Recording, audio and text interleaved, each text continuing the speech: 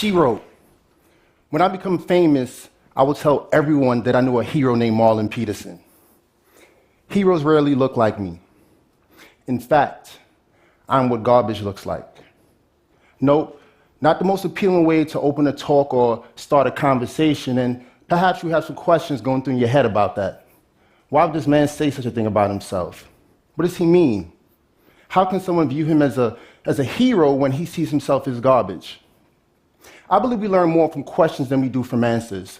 Because when we're questioning something, we're invested in taking in some sort of new information or grappling with some sort of ignorance that makes us feel uncomfortable. And that's why I'm here, to push us to question even when it makes us uncomfortable. So my parents are from Trinidad and Tobago, the southernmost island in the Caribbean. Trinidad is also home to the only acoustic instrument invented in the 20th century, the steel pan. Deriving from the African drums and evolving from the genius of one of the ghettos in Trinidad, a city called Laventille, and the disregard of the American military. Well, I should tell you, America during World War II had military bases set up in Trinidad, and when the war ended, they left the island littered with empty oil drums. They're trash. So people from Laventille repurposed the oil drums left behind into the full chromatic scale, the steel pan. Playing music now from Beethoven to Bob Marley to 50 Cent. Those people literally made music out of garbage. 12 days before my 20th birthday, I was arrested for my role in a violent robbery attempt in Lower Manhattan while people were sitting in a coffee shop. 4 people were shot. 2 were killed. 5 of us were arrested.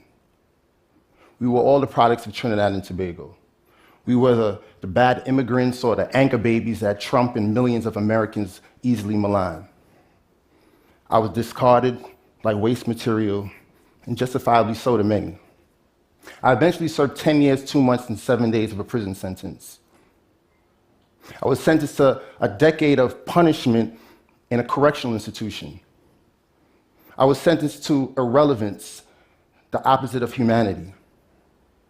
Interestingly, it was during those years in prison that a series of letters redeemed me, helped me move beyond the darkness and the guilt associated with the worst moment of my young life.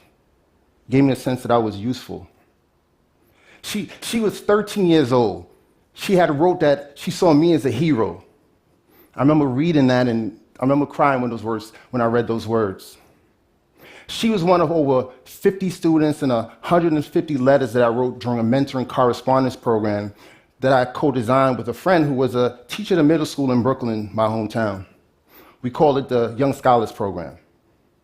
Every time those young people shared their stories with me, their struggles, every time they drew a picture of their favorite cartoon character and sent it to me, every time they said they depended on my letters or my words of advice, it boosted my sense of worthiness.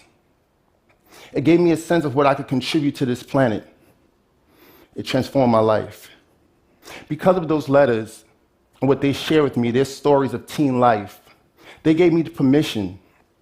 They gave me the courage to admit to myself that there were reasons, not excuses, but that there were reasons for that fateful day in October of 1999. That the trauma associated with living in a community where guns are easier to get than sneakers, that the trauma associated with being raped at gunpoint at the age of 14, that those are reasons for me why making that decision, that fatal decision, was not an unlikely proposition. Because those letters mattered so much to me, because writing and receiving and having that communication with those folks so hugely impacted my life, I decided to share the opportunity with some friends of mine who were also inside with me. My friends Bill and Corey and Arox, all in prison for violent crimes, also shared their words of wisdom with the young people as well and received a sense of relevancy in return.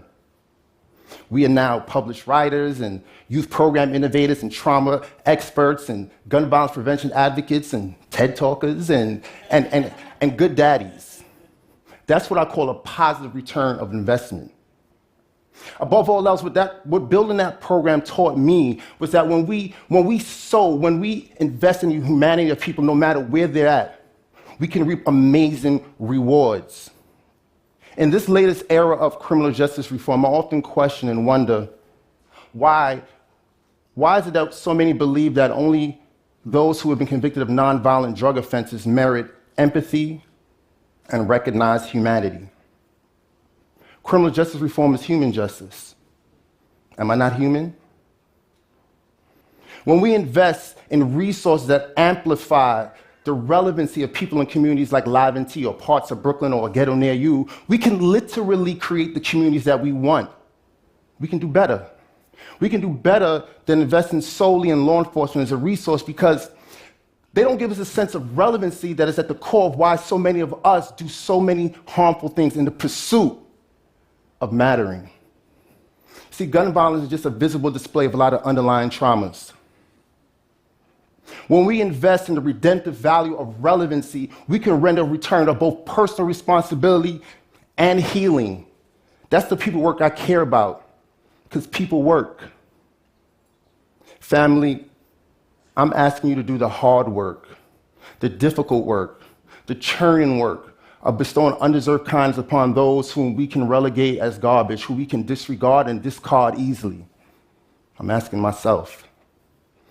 Over the past 2 months, I've lost 2 friends to gun violence, both innocent bystanders. One was caught in a drive-by while walking home.